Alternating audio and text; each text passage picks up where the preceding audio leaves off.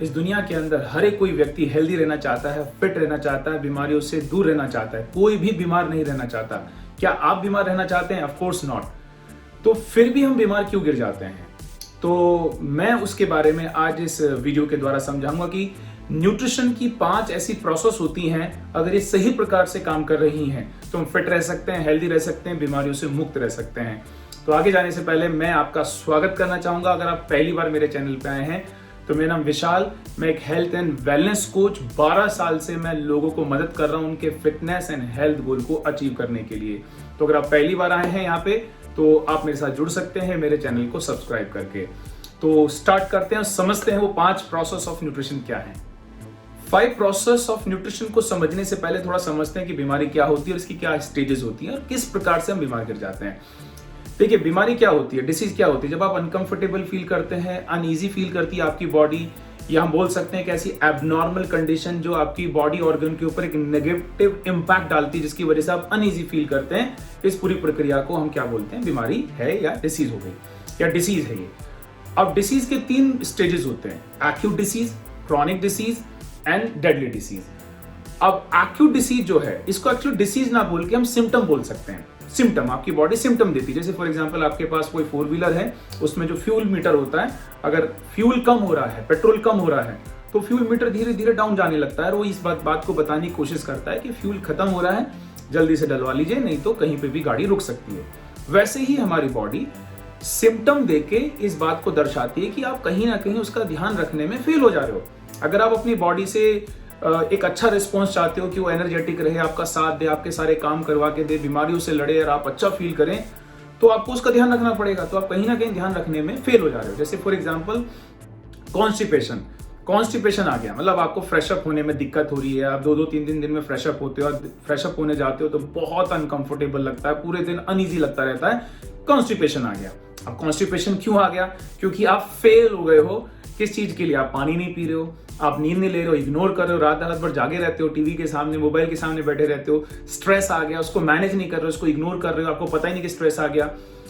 और सबसे बड़ी बात कि आपकी डाइट में फाइबर की कमी आ गई। 35 से 40 ग्राम फाइबर खाना हमें बहुत जरूरी है एक हेल्दी डाइजेशन के लिए।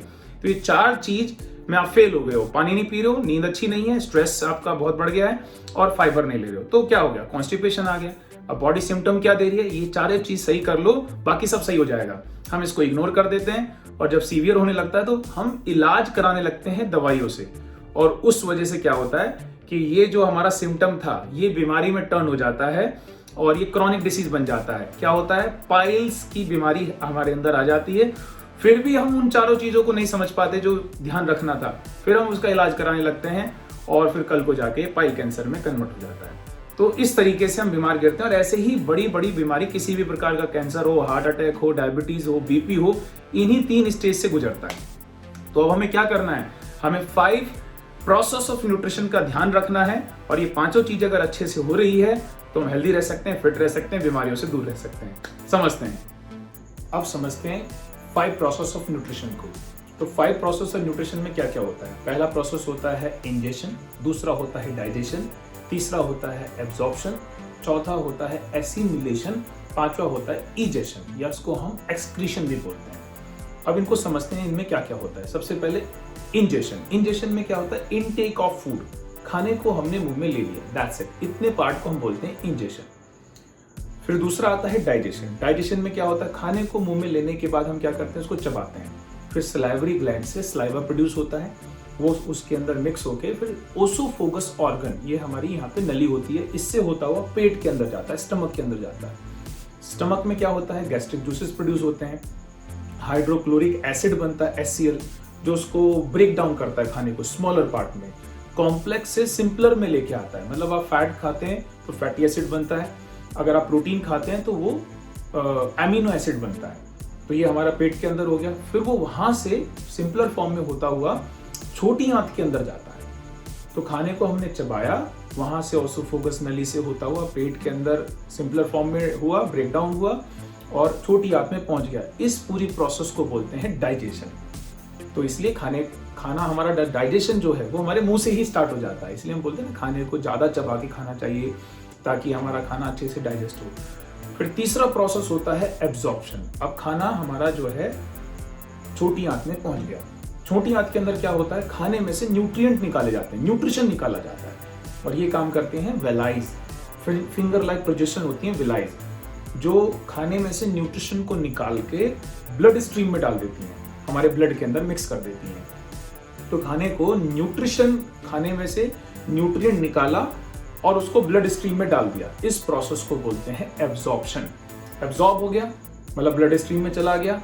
चौथा प्रोसेस कौन सा है, एसिमिलेशन। अब एसिमिलेशन में क्या होता है, अब जो ब्लड है, ब्लड के अंदर होता है न्यूट्रिशन मिक्स और ऑक्सीजन।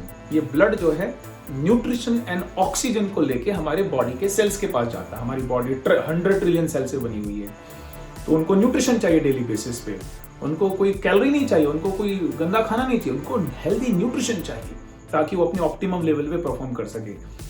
तो बॉडी सेल्स के द्वारा ब्लड में से जो न्यूट्रिशन एब्जॉर्ब कर लिया जाता है, इस वाली प्रोसेस को बोलते हैं एसिमिलेशन।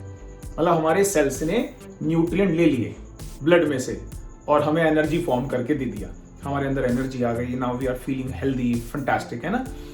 तो ये हो गया एसिमिलेशन प्रोसेस। पांचवा कौन सा होता है, ईजेशन। अब इसमें थोड़ा सा पीछे जाते हैं ईजेशन को समझने के लिए। छोटी आंत में जब खाना पहुंचा था तो न्यूट्रिशन निकाल के ब्लड स्ट्रीम में डाल दिया गया था। अब जब न्यूट्रिशन जो नहीं निकाला जा सकता खाने में से, वो क्या हो गया, वेस्ट मटेरियल, अब उसको बड़ी आंत में आगे भेज दिया जाता है।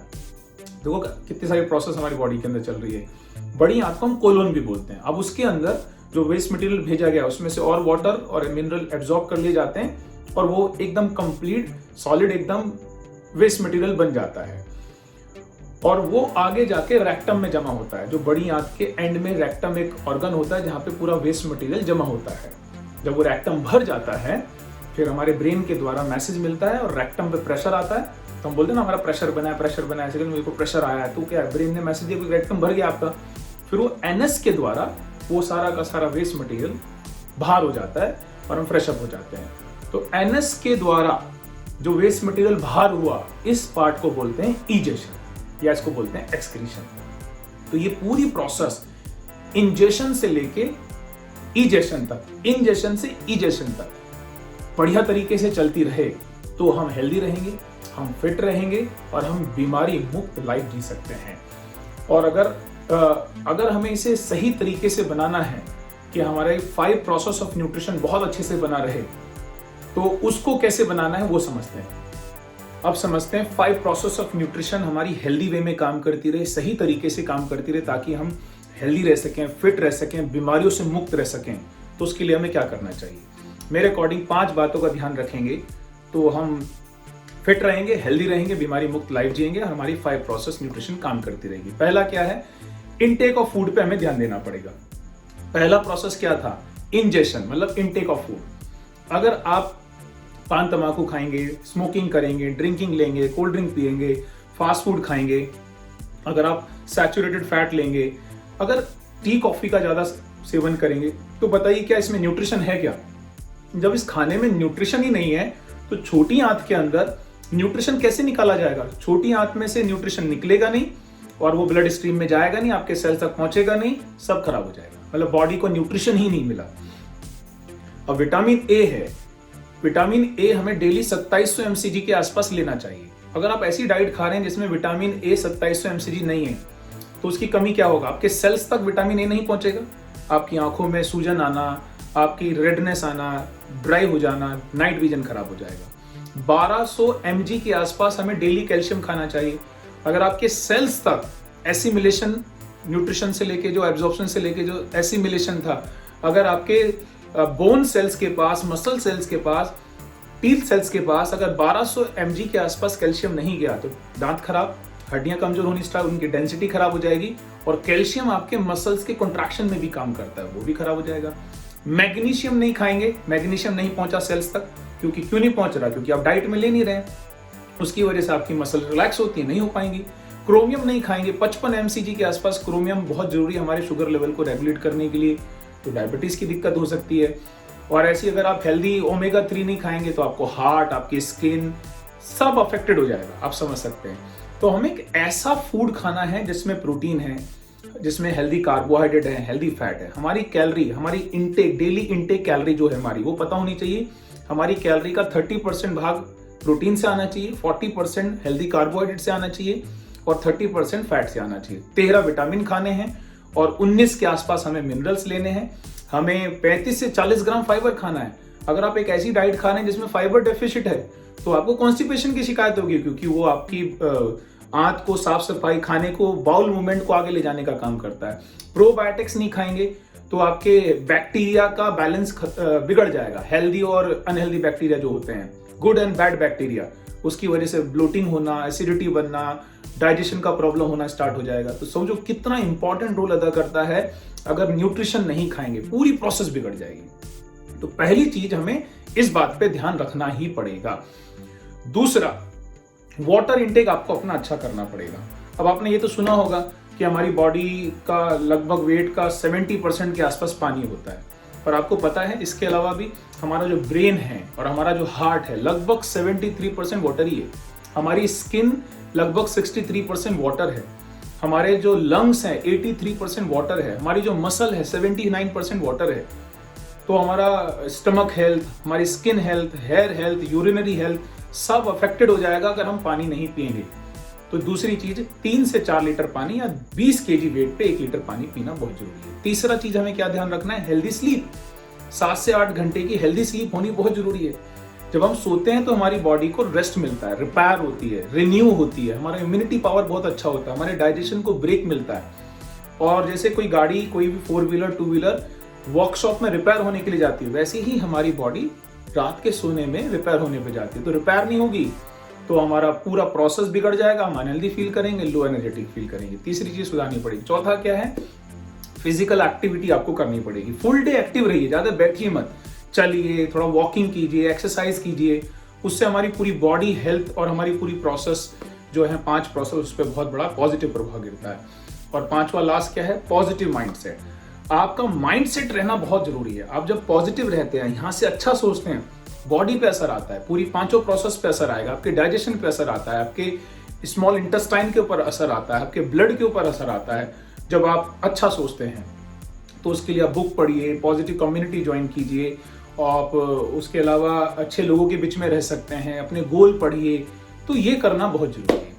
तो ये था, मैंने आपको बताया पूरे वीडियो के अंदर कि बीमार हम क्यों होते हैं, हमारी 5 प्रोसेस ऑफ न्यूट्रिशन क्या होती है और कैसे हम बीमारी से दूर रह सकते हैं, इसमें मैंने बताने की कोशिश की है। तो थैंक यू सो मच मेरे साथ यहाँ तक बने रहने के लिए। और अब आपके साथ कमेंट करके जरूर बताइए कि वीडियो आपको कैसा लगा, और आप अपना कोई टॉपिक यहाँ पे रिकमेंड कर सकते हैं। तो ज़्यादा सारे कमेंट आएंगे तो फिर उसके ऊपर हम वीडियो बना सकते हैं। तो अब आपकी मेरे से मुलाकात होगी नेक्स्ट वीडियो में किसी न किसी बेहतर टॉपिक के साथ। Thank you so much, God bless you.